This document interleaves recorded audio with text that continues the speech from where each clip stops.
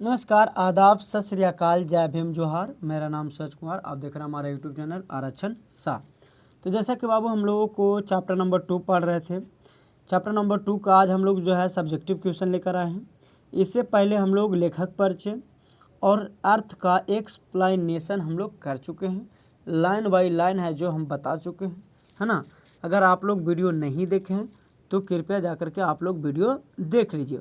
उसके बाद सब्जेक्टिव पढ़िएगा तो ज़्यादा समझ में आएगा। तो आज हम लोग सब्जेक्टिव देखते हैं बिना कोई टाइम गवाए। तो कहता क्या है कि उसने कहा था कहानी कितने भागों में बटी हुई है, कहानी के कितने भागों में युद्ध का वर्णन किया गया।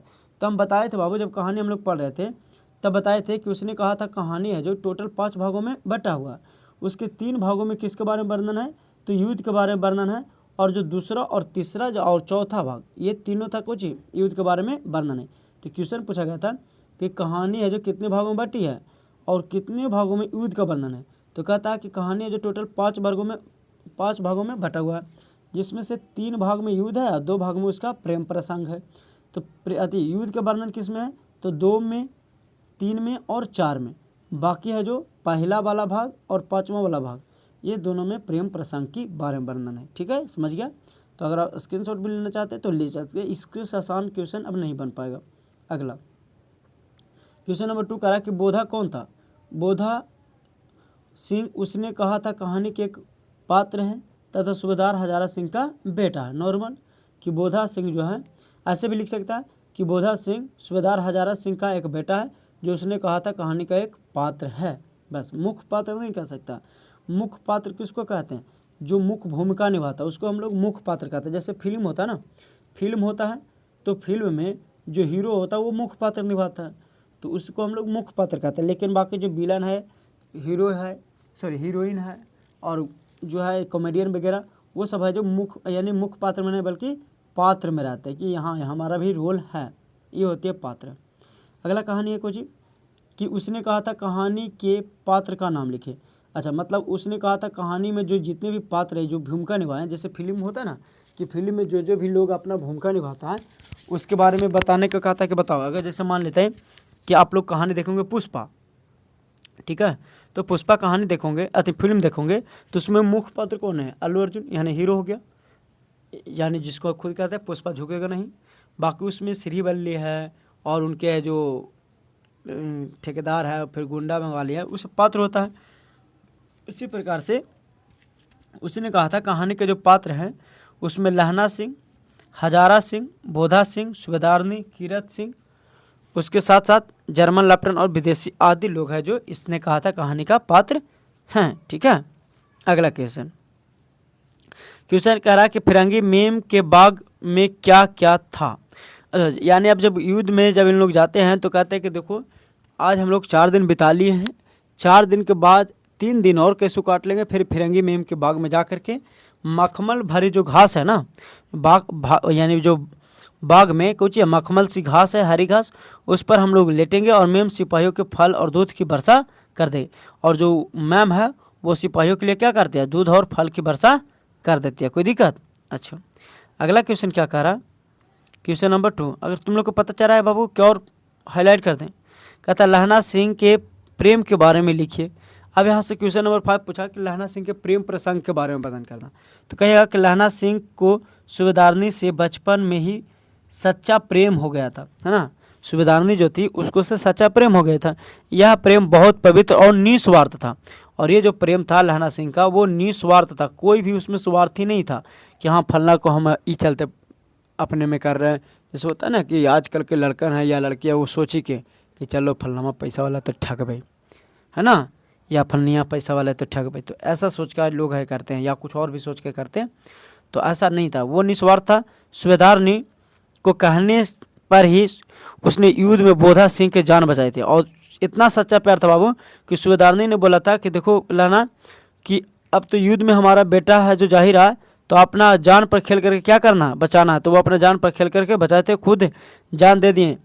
इससे पता चलता है कि लहना सिंह है जो प्रेम का त्याग और सच्ची भावना पर आधारित है। ठीक है, अगला क्वेश्चन नंबर 6 कह रहा है कि जाड़ा क्या है, मौत है और निमोनिया से मरने वाले को मुरब्बे नहीं मिला करते हैं। वजीरा सिंह के इस कथन का क्या आशय है। यानी लेखक जब बोलते हैं, जब यहाँ जाता है तो सूबेदार जो है ना, सॉरी लहना सिंह है, जो अपना कंबल उठा करके किसको दे देते हैं, यानी बोधा सिंह को दे देते हैं। अब बोधा सिंह है जो क्या करते हैं, यानी बोधा सिंह जब ले लेता है कंबल तो वो बोलते हैं कि देखो लहना कि यहाँ अगर मरे होगे तो वहाँ निमोनिया से मरे वाले को मुरब्बा नहीं मिलेगा। मुरब्बा मतलब कि सरकार कुछ देने वाला नहीं है। तो पढ़ते हैं, कहता जाड़ा क्या है, भीषण ठंडा है। बजीरा सिंह लहना सिंह के कहता है कहीं तुम्हें ठंडा न लग जाए, यहाँ बहुत ठंड है, यही मौत न हो जाए। निमोनिया बुखार होने का डर है, जो निमोनिया से मरता है उसे कड़ी दवा दी जाती है, मुरब्बे नहीं, है ना। तो वही कहते हैं कि देखो बाबू, अगर तुम निमोनिया से मरेगा तो तुमको मुरब्बा नहीं क्या देगा, दावा देगा, कड़ा कड़ा दावा देगा। तो इसलिए वही कहते हैं कि निमोनिया से मरने वाले को मुरब्बे नहीं मिला करते। अगला क्वेश्चन नंबर कि लहना सिंह का चरित्र चित्रण कीजिए।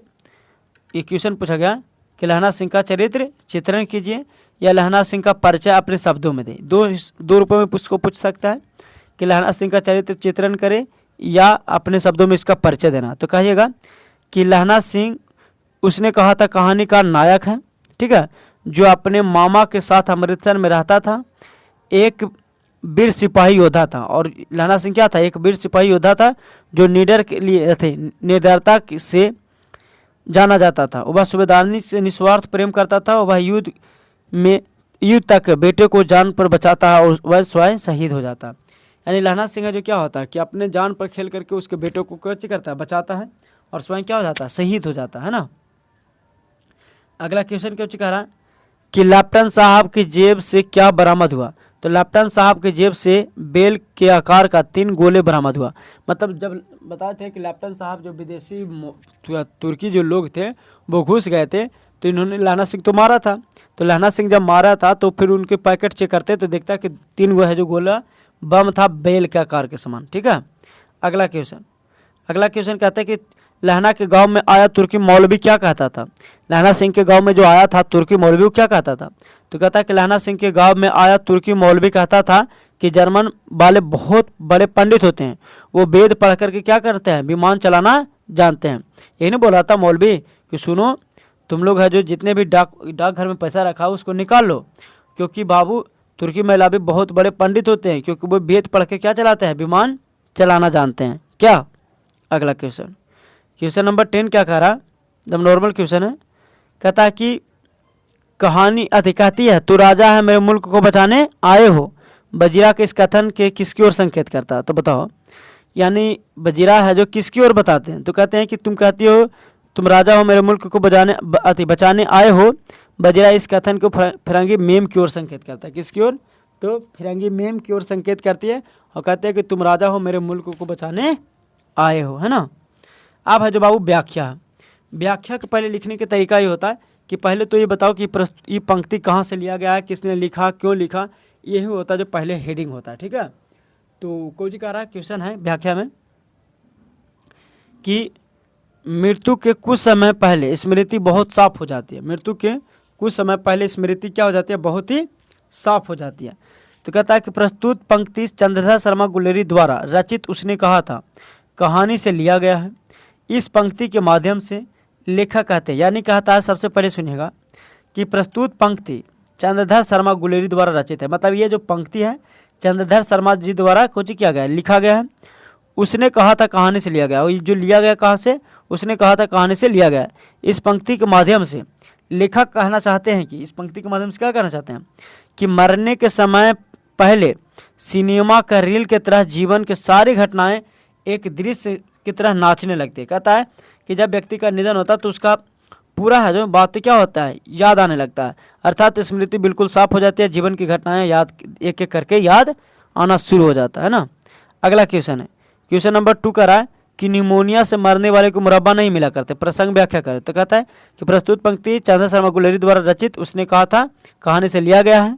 इस पंक्ति के माध्यम से लेखक कहना चाहता है कि युद्ध के क्षेत्र में बहुत ठंड है, जहाँ निमोनिया बुखार होने का डर है, जो निमोनिया से मरता है उसको कड़ी दवाई दिया जाता है, ना कि मुरब्बे, है ना। मतलब एक व्यंग करते हैं कि तोरा मिठाई नहीं खाने मिलते, तोरा दावे मिलते, है ना, इसलिए मर मत। अगला कहता है कि बिना फिर घोड़ा नहीं बिगड़ता बिना लड़े सिपाही नहीं। तो इसका भी वही हो जाएगा बाबू, एक बार देख लेना, अपना स्क्रीनशॉट ले लेना क्योंकि बहुत ज़्यादा लेट हो रहा है, कुछ काम है। तो इसका भी देख लो, स्क्रीनशॉट ले लो। कहता और अब जाओ तो कह देना कि मुझे जो उसने कहा था वह मैंने कर दिया। तो ये बात है कि अगला है जो एक ही क्वेश्चन है दीर्घ वाला, ये लास्ट क्वेश्चन है दीर्घ उत्तरीय प्रश्न। कहता है कि उसने कहा था कहानी का सारांश लिखो। देखो पहले सबसे पहले कहानी का सारांश लिखने का पहले समझना। सारांश मतलब इंग्लिश में होता है तो समरी होता है। तो सारांश जो होता है, सारांश के लिखने की एक जो है ढंग ये है कि पहले जो पूरा कहानी का निचोड़ कि पूरा कहानी में हम लोग पढ़े क्या, और उसके पहले बताना कि कहाँ से लिया गया, क्यों लिया गया। तो कहता है उसने कहा था कहानी का कहानीकार चंद्र शर्मा गुलेरी है। कहानी की शुरुआत में अमृतसर के भीड़ भरे बाजार को दिखाया जाता है, जहाँ 12 साल के लड़का लहना सिंह और 8 वर्ष की लड़की सूबेदार ने एक तांगे के नीचे साहने से बचाते हैं। दोनों पहली बार चौक पर दुकान पर मिलते हैं। पहली बार लड़का लड़की को कहकर छेड़ता है कि तेरी कुड़माई हो गई क्या। ये तो हो गया कि पहला बार लड़का है जो बोलता है कि तेरी कुड़माई हो गई क्या ऐसे, और लड़की धत कहकर भाग जाती है। तो बीजा के अंकुरन यहाँ से शुरू होता है। फिर दूसरे तीसरे दिन लड़कियाँ ऐसे ही पूछता है, फिर कहती है तेरी कुड़माई हो गई क्या। ऐसे करके लड़की गुस्से में आ जाती है और कहती है कि हाँ देखा नहीं ये गढ़ा हुआ सालू, और ऐठ के ऐसे करके गुस्से में कूच जाता है, भाग जाता है, जिसके कारण लहना सिंह को बहुत गुस्सा आता है और वो धत करके तो कुछ लोगों को नली में ढकेल देता है, कुछ छावड़ी वालों को ढकेल देता है। ऐसे करके वो अंधा की तरह कहकर चला जाता है। ठीक है, तो यही था पूरा कहानी बाबू। तो कहानी अगर अच्छा लगा तो लाइक कीजिएगा, दोस्तों को अपना शेयर कीजिएगा। तो फिर मिलते हैं अगले एपिसोड में। Bye, tata, good bye.